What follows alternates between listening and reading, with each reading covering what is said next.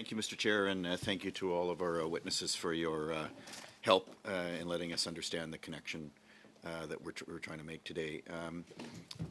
We mentioned the 12 NATO, this is for Mr. Hernandez-Roy, the 12 NATO identified critical minerals. Which of those are the top three in terms of importance to national defense in Canada?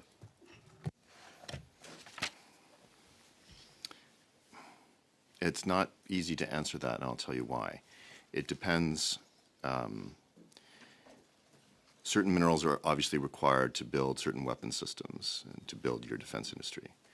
But that might not be where the greatest risk is. Where the greatest risk is where the bottlenecks are. So for instance, a metal like niobium, which Canada does have reserves of, but is not yet producing as far as I recall, is one of those metals that is at the greatest risk of disruption. And it's essential, for instance, in the commercial market for strengthening car bodies. It makes a super steel alloy that makes steel much stronger, but it's also essential for building aircraft, for building other types of vehicles that require very light and very resistant metals. Explains then some of the risks, bottleneck risks. Which minerals does that apply to? Well, I mean, this for niobium, for things like rare earths, which is, I think, what most people focus on, certainly what the media has focused on. The risks are simply that for some of these metals, China not only controls the market, but has virtually a monopoly control of the market and has engaged in price manipulation, has engaged in using their market to use it as a trade cudgel with most recently the United States, but other countries as well. Japan had a problem with China for a while, and their lock on certain minerals makes Western industrial processes entirely dependent on that. Okay, thank you. You mentioned DPA3, and I saw some smiles and nods. Could you explain that a little bit more, both of you? And I didn't see for Dr. Byers, but that seemed important. So if you could expand on that a little bit more, I'll start with Mr. Hernandez-Roy and maybe... So the Defense Production Act, Title III, has grant-making authority to invest in critical mineral projects, mostly to get them off the ground in both the United States and in Canada. This stems out of the U.S.-Canada Critical Minerals, I forget the exact title, agreement, roadmap, action plan that was signed at the tail end of the first Trump administration. And the first investments in Canada weren't made until the Biden administration. And one or two, if memory serves, have continued in the second Trump administration. As far as I recall, these are grants. These are not taking a stake in a mine. Thank you. And Ms. Stein, you mentioned about a recommendation for a 5-year stockpile of critical minerals and rare earths, et cetera. Do you know where, relative to the 12 NATO, or just maybe in general, where Canada stands in terms of a stockpile? Do we have anything? Are we at 1 year, 2 year, or do we have the capacity to do that? Perhaps you could expand there, please. We actually stand nowhere. We've announced an intention to start, but it is quite shocking where we are at the moment. The US has announced a $12 billion critical minerals stockpile. They used to have, after the First World War, they used to have this 5-year capacity under Eisenhower. Under Nixon, they shrank it to 1-year capacity. Nixon sold it off to balance the budget. Because at that stage, the thinking was that wars wouldn't be long anymore because of nuclear capacity. I think we've seen recently, for instance, with the Ukraine war, that wars are fought differently. Wars can be long. So that thinking stands to be qualified. But there's also Australia, who has a $1.2 stockpile that they're investing in. Okay, thank you very much. And that is shocking that we have zero stockpile. Perhaps, Mr. Hernandez-Roy, you could expand on the risks of foreign ownership of mines. We've said that we don't want the U.S. to have too much control. Would that same apply to China? And in general, what are some of the risks of losing control of these stock, and especially in the light of trying to build stockpiles that we shockingly don't have? Sure. Before I answer that, if I could just make one brief comment about the stockpile, which is something that in a paper I wrote on critical minerals for defense last year, I also recommended. This was back in February of last year. There's another interesting angle to stockpiles which could be considered. Maintaining large government stockpiles is expensive and can be very static. But another thing that can be considered is defense companies, if they have stockpiles for their own production, let's say at the end of a given year, they have some minerals that they haven't used, those could be, like tax breaks could be given to them to encourage private companies to stockpile. And we only have a few seconds, but if you could just talk about risks of foreign ownership. I mean, I don't think all foreign ownership is clearly risky, but the risks of foreign ownership are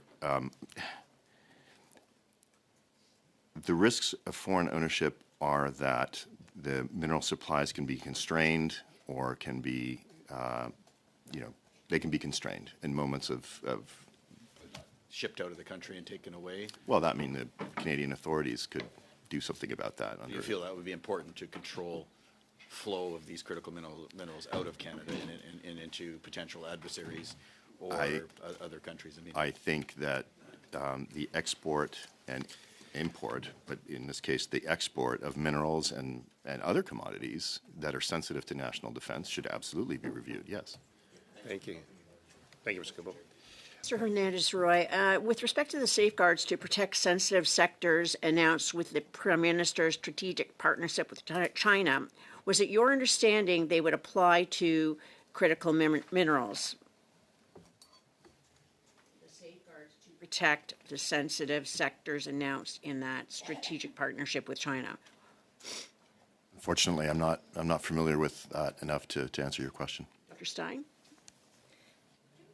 Your question, please. With respect to the safeguards to protect sensitive sectors announced with the Prime Minister's strategic partnership with China, was it your understanding those as they would apply to the critical minerals? It was not my understanding. Okay. Should the government extend these safeguards to include the critical minerals? I believe it should. What kind of critical minerals is China going after around the world? And in particular, which minerals does Canada have that China has its eyes on?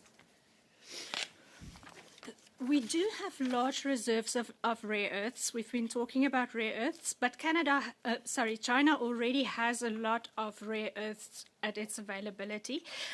What we do have recently is a lot of gallium germanium. We have large stocks of nickel, and nickel is interesting because nickel is one of the few things that China does not control. It's Indonesia that controls nickel in the world. Also, our nickel is green because of the fact that we manufacture it with renewable energy, so it makes it highly desirable. It's low carbon. And nickel, as I'm sure you all know, is the ultimate war material going back to the Second World War because of the manufacture of various equipment. So that is one that we should definitely look at. But we should also look at things like cadmium, which is not even on our critical mineral list as it is defined at the moment. Okay, last week the Minister of Natural Resources did not rule out Chinese state-owned companies from buying up Canadian companies that attract oil, gas, and critical minerals. What would be the consequence if this government were to approve such a sale? I want to say that at the moment they can do it anyway. And I want to give you an example. There has been an outcry because of First Quantum Minerals, who you may recall owns a mine in Panama, a copper mine in Panama, and everybody's been saying that this is a Canadian mine that was nationalized by Panama. But First Quantum Minerals is owned 20% majoritarily by a Chinese company through the stock exchange. So what I'm saying is that many of the mines that we consider to be Canadian are essentially Chinese anyway. Okay, what is the threat of Chinese state-owned companies to taking up stake or leasing infrastructure like they did with the Port of Darwin in Australia? Are there any indications the safeguards would extend to Chinese controlling our infrastructure?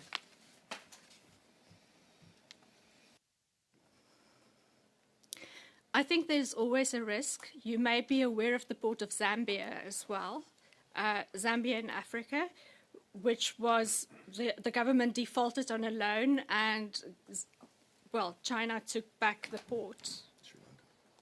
Okay, the Port of Darwin in Australia was leased to a Chinese company for 99 years in 2015, but the Australian government is trying to reclaim ownership, which China has then threatened them with vague measures. China has long used economic coercion to defend its interests. What kind of measures could they impose from countries taking back ownership of their infrastructure? It is very politically because China does not play by the same rules as the West. Yes, Mr. Hernandez-Roy. Can I answer that sort of in the context? I'm primarily Latin Americanist. Chinese control of infrastructure, particularly ports in Latin America, is a very big concern for the United States because some of these things, including the mega port in Chancay in Peru, are being built with dual-use specifications. And in the event of a crisis, not only can they restrict trade flows within the region, but within the region to North America, potentially they could be used for denial of area operations or refueling, et cetera.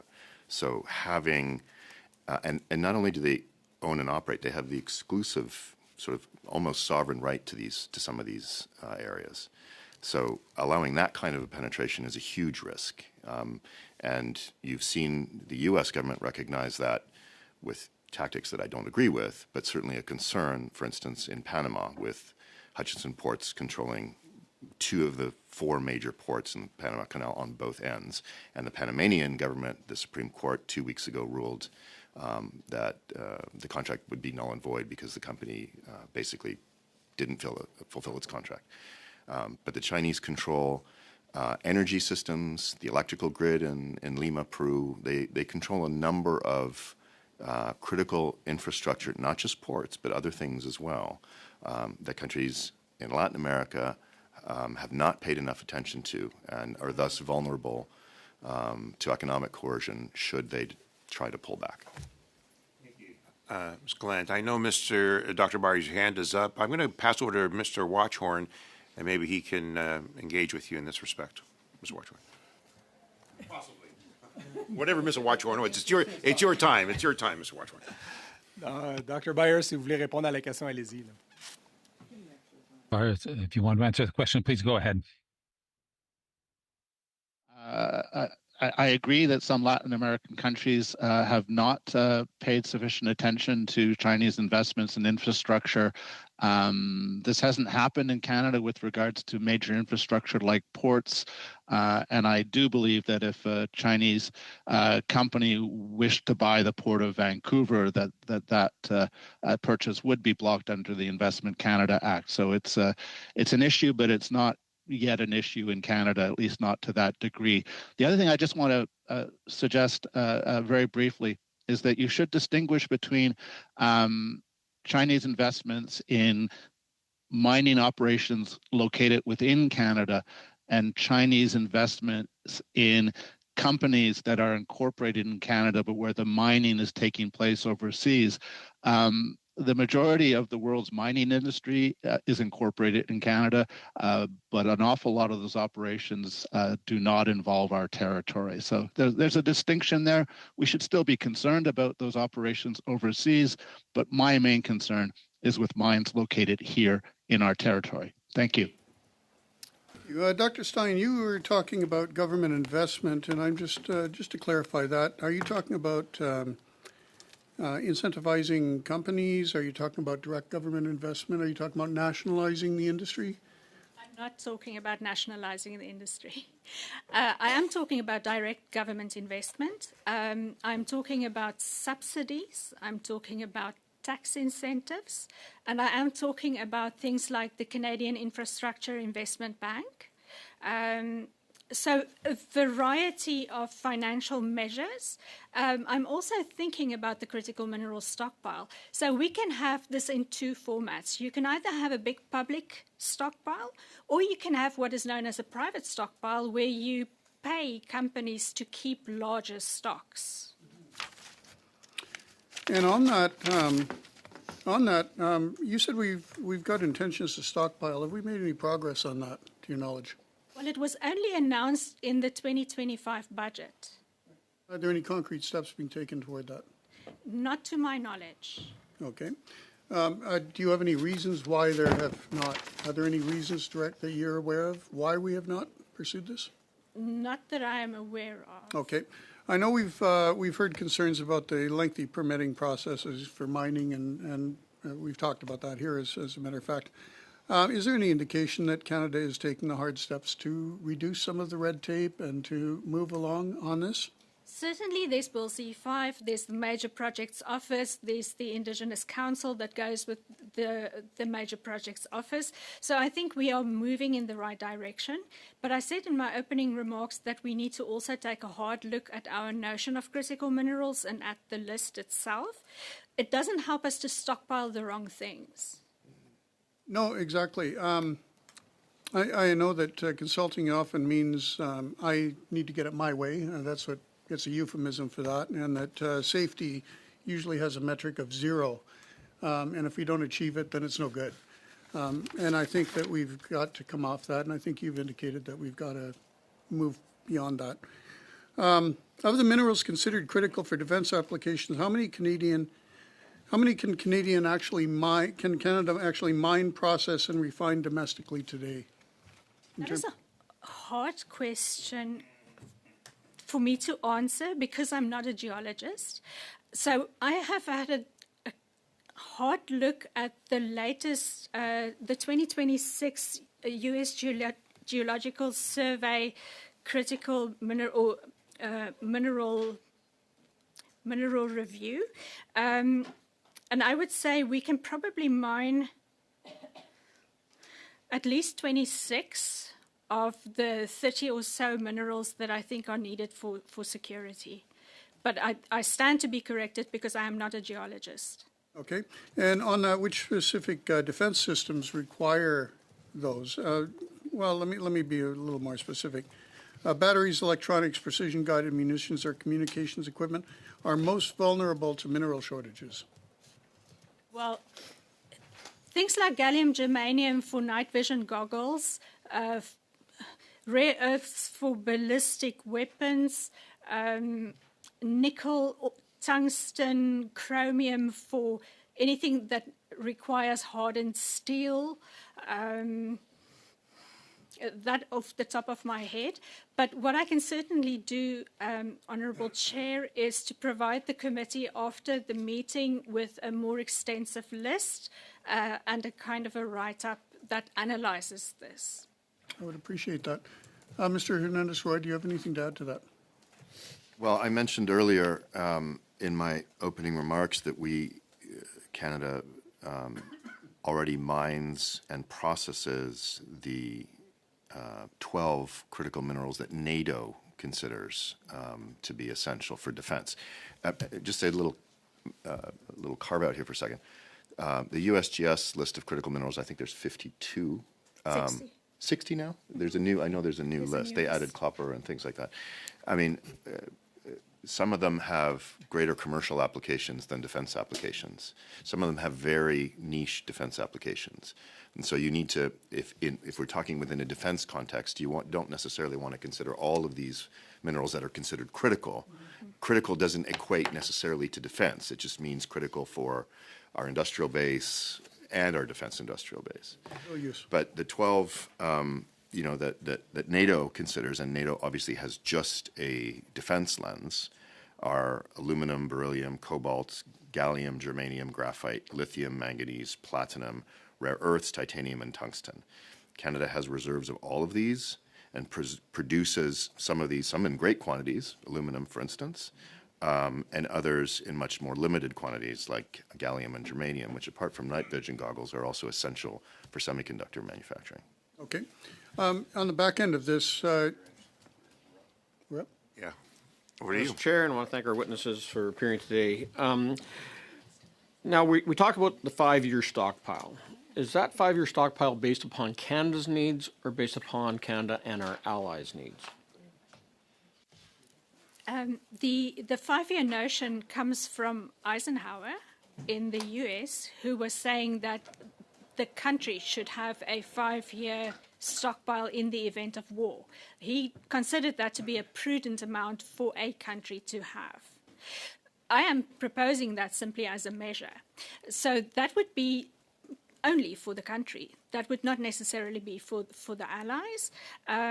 What I am saying is that Canada should look towards its own needs first and then towards the needs of its allies. There is a difference, though, between Canada and the United States in that we tend to produce much more minerals than the US historically did. In that sense, we would be able to support our allies to a far greater extent. Okay, so when we are looking at the new NATO metric for defense spending, the 3.5 plus 1.5, the 1.5% can be used for, just so we're clear, for stockpiles, for investments in mining operations, refining, processing operations, as well as the infrastructure to get those critical minerals to and from the mine to the end user. Is that correct? This is my understanding. Okay, and that's true for all of you? I see you're all shaking your heads. Okay. If we are looking at, and Mr. Anderson referred to the length of time it's taking to get projects approved, should we then be using the Defence Production Act in Canada as well, which doesn't get used that often, but the last version of it's 1985. Should that be updated? And should we be using national security exemptions to expedite the actual building of the mine's infrastructure and processing facilities required? Get around some of those timelines and problems that we're facing. Especially you mentioned the NIMBYs, and you're mentioning reluctance on behalf of some of our other partners, including the provinces, on how we actually get this done and in the process create jobs and opportunity. I'm smiling because I'm a professor of constitutional law. So this is a very difficult question for me to say yes. Yes, I think it is necessary to take steps. I would, before taking such a radical measure, I would engage in consultation. And one of the things that might work for communities is equity stakeholding. So I'm a proponent of softer measures that gets community buy-in, rather than hitting them over the head with a hammer. Mr. Hernandez-Roy? I agree with that. I think, Canada has a number of instruments. Some have been mentioned here. The Infrastructure Bank, the Export Development Bank, the new Sovereign Critical Minerals Fund. All of these things need to be applied to standing up the industry, standing up the infrastructure around it, and using the stockpile, which, if I'm correct, is only limited to 2 minerals at this point, which clearly to me would seem to be insufficient. But to use those for meeting our NATO commitments as well. We're talking about the critical minerals, rare earth elements that China seems to have a great deal of control over, not just within mainland China, but PRC influence and ownership in mines in Africa and the Americas.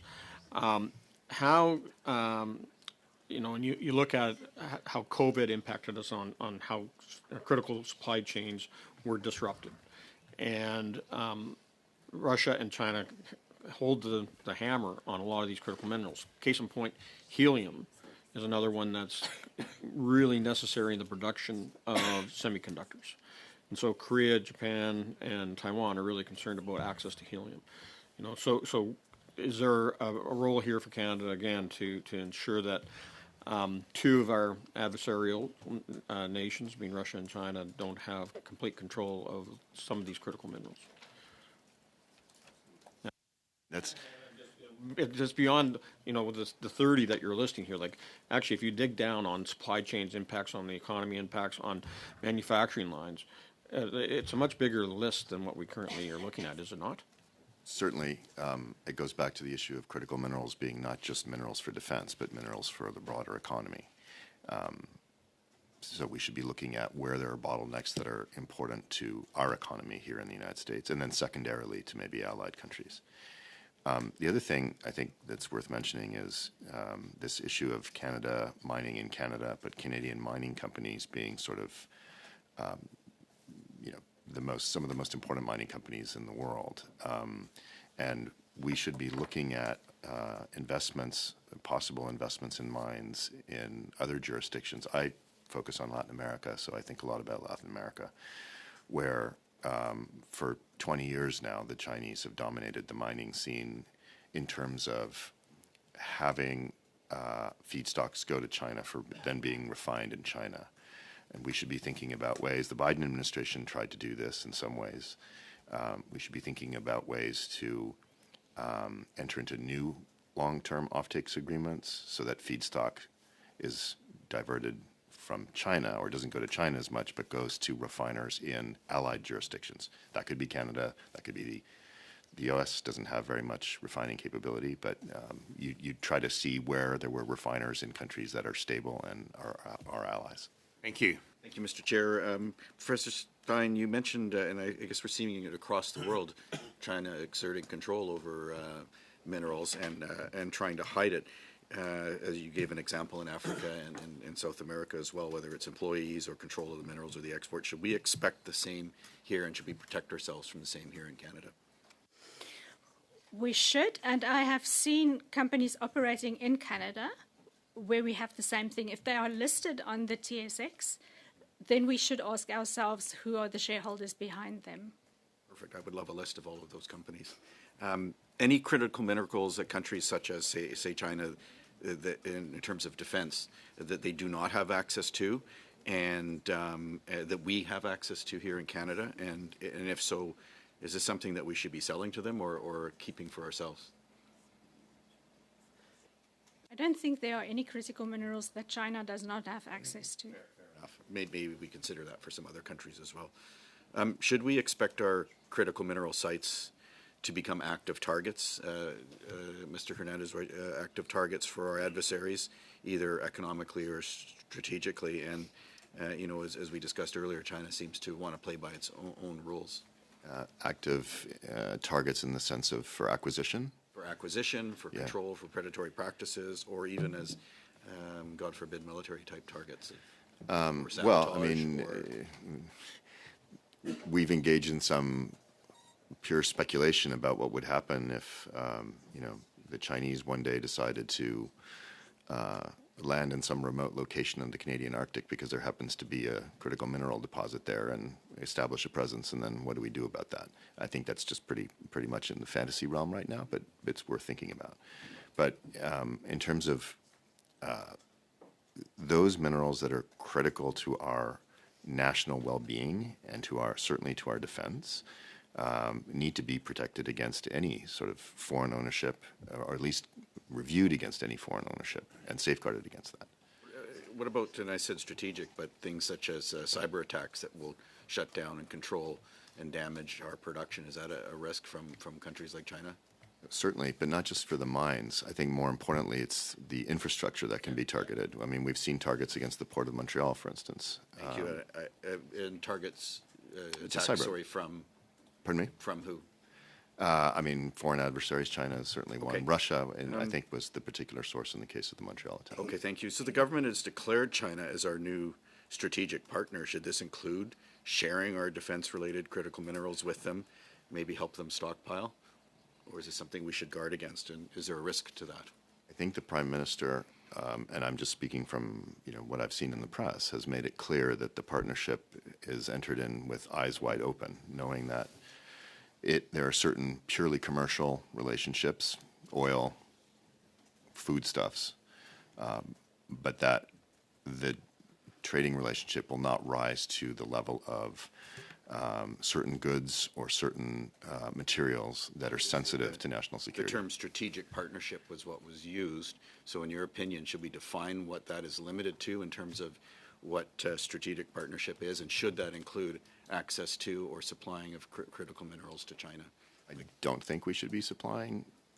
Well, again, it goes back to the definition of what critical minerals are, for instance. Defense-related critical minerals. Yeah. So although we now have a strategic partnership, you feel that we should exclude critical minerals from that in terms of supplying I think to that China? the I'll let term you finish and strategic then- relationship might be a bad use of the word. I mean, it's essentially agricultural products for EVs and It doesn't sound and oil. strategic. I'm talking in a defense. Exactly.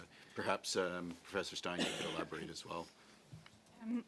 Through the chair, Mr. Kibble, I would suggest that maybe Canada needs to have a definition of not only critical minerals, but also strategic minerals. And I'll take that to account. I guess I sort of already asked that one, but would you consider crude oil as a critical mineral, both economically and strategically? And further, should we be stockpiling fossil fuel from a defense perspective?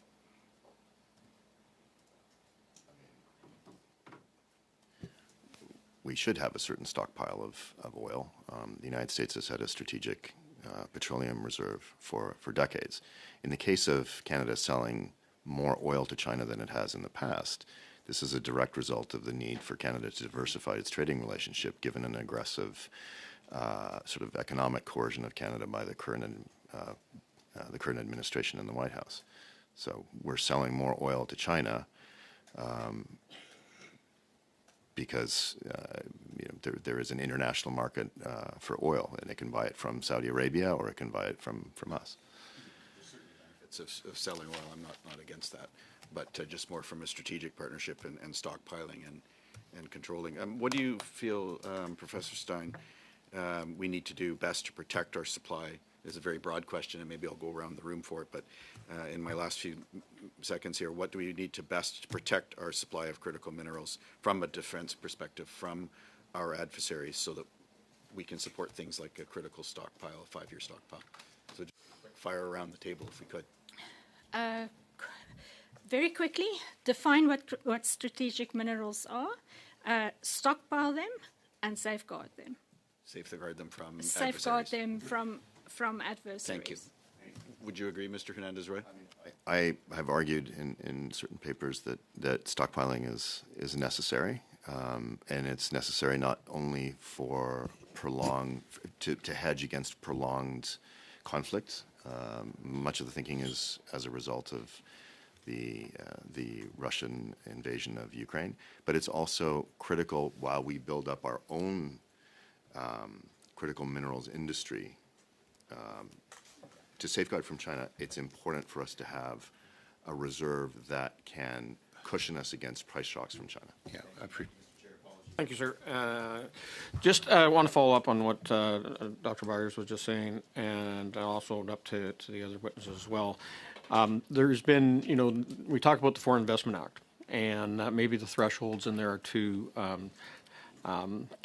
high. Maybe they should be narrowed down. I bring to your attention the Tanko mine, which is actually headquartered in my riding, owned by Sinomine, bought off the New York Stock Exchange. It was below the automatic trigger for foreign investment review. It produces lithium, tantalum, all on the critical minerals list, as well as cesium. All of it is shipped raw to China. So, the government turned a blind eye to this several years ago. The Biden administration, I believe, was in power, might have been the tail end of the Trump administration. They never said anything because it was off the New York Stock Exchange. Do we need to have stronger oversight and thresholds of these more insidious investments that look like commercial acquisition rather than actually investments in critical minerals? Are you asking me? First, Yes, I very much share your concern. I think a mistake was made with regards to oversight in that particular instance, and that's precisely the kind of situation we need to guard against in the future.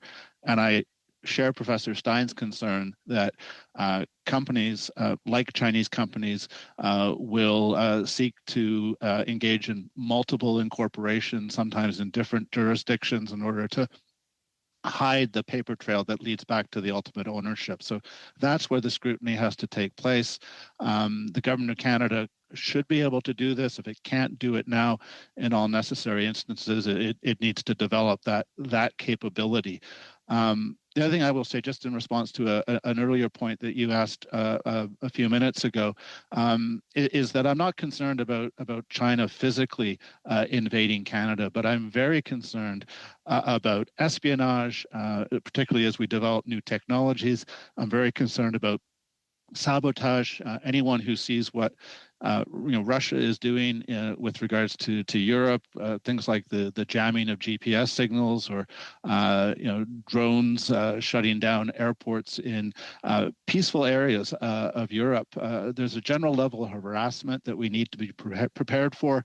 It doesn't just concern critical minerals, but we can't be naive about other countries. We live in a dangerous world, and balancing that. Can I just interject against... there quickly, because time's running short? When we look at the specifics of the Tanko mine in Manitoba, knowing that tantalum is actually used in weapons, it's used in armor, it has a very much a defense purpose. In these situations, like I argued against the government to not do this, several years ago. They still went ahead, and because of the low threshold, or the threshold, it was below the thresholds that were in place. Should we now revisit that on the grounds of national security and have that force side of mind to divest? I think it needs to be considered. The government certainly has the power to expropriate that resource. Expropriation is something that trade-loving countries don't tend to embrace, but in a situation of national security, it certainly is an option. Professor Stein? I would recommend putting together a strategic list of minerals and revisiting the ownership of all of those strategic mineral mines. Just a point of order, Mr. Chair. Professor Stein, in her opening comments, had a complete list, and like 10, 15 points. Can we make sure that gets circulated around to everyone, as well as speaking notes of all of our witnesses today, and any strategic lists that you think we should be aware of, please send them in. And that's a great way to wrap up. I appreciate that. Anything you can share the committee would be welcome. It's certainly a study that I think all of us are concerned about as we go forward, especially around the sovereignty, but also with the economic impacts that it's going to have long term. Again, thank you to the witnesses for being here. I appreciate your time and your testimony.